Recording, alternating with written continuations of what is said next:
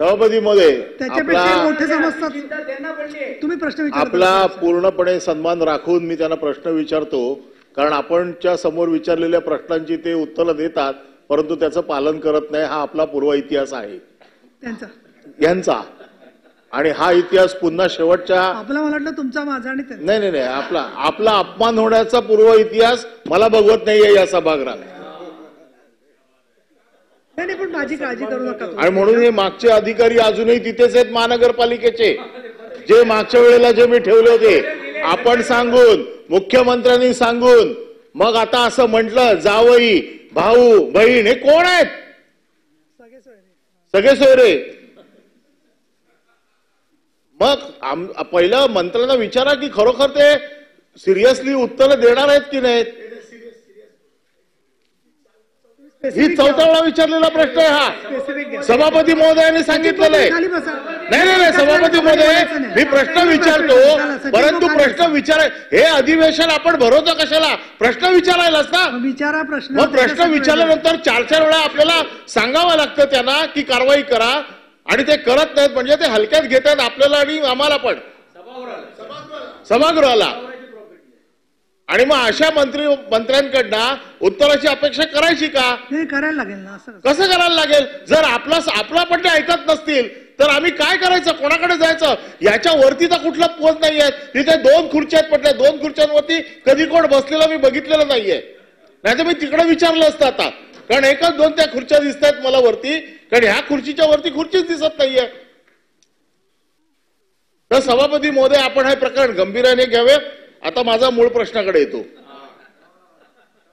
मुंबई महानगरपालिकेमध्ये जो 6,000 कोटीचा road tender घोटाळा जो आम्ही वारंवार याच्यावरती बोलतोय, सिमेंट कॉन्क्रिटीकरणाचे काही निकष आहेत. आपण आता काय सांगितलं की डांबरी रस्त्यावरनं जाताना खड्डे पडतात म्हणून सिमेंट कॉन्क्रिटीकरण होतं, मान्य आहे.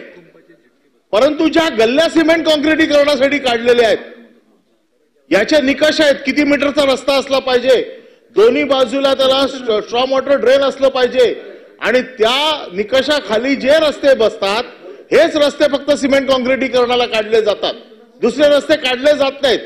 जे आजही डांबरी रस्ते आहेत ते डांबरी रस्ते, छोट्या छोट्या गल्ल्या, तुम्ही सगळं मेगा टेंडर काढलेलं आहे, ते मेगा टेंडर मेगा स्कॅम.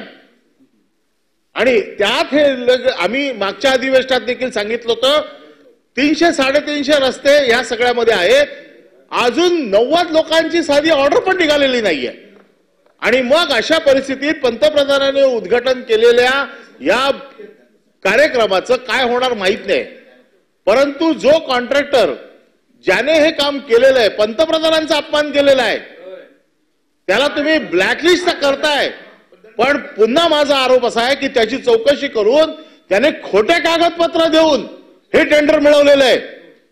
तर या प्रकरणाची सखोल चौकशी करून या सगळ्या प्रकरणामध्ये त्याला MMR रिजन मध्ये पण दुसरं काम दिलंय.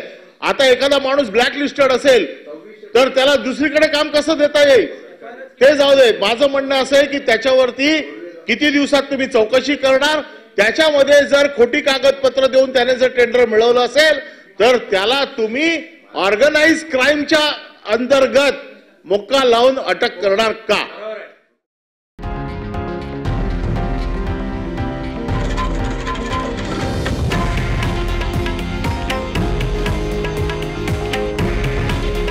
हे आहे देशातील नंबर 1 न्यूज नेटवर्क आणि आपण पाहत आहात TV9 मराठी. काळजी तुमची, हित महाराष्ट्राचं.